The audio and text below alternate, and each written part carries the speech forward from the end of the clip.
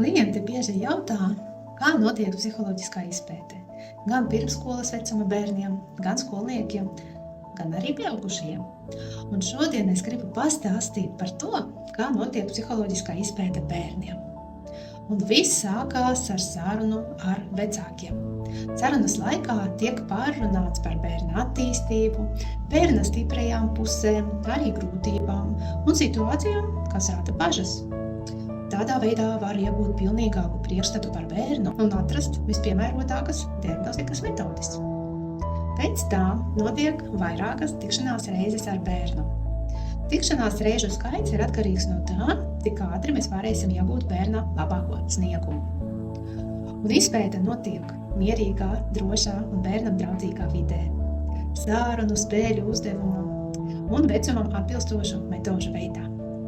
Tādā veidā ir iespējams labāk izprast bērna domāšanu, uzmanību, atmiņu, arī emocionālo stāvokli.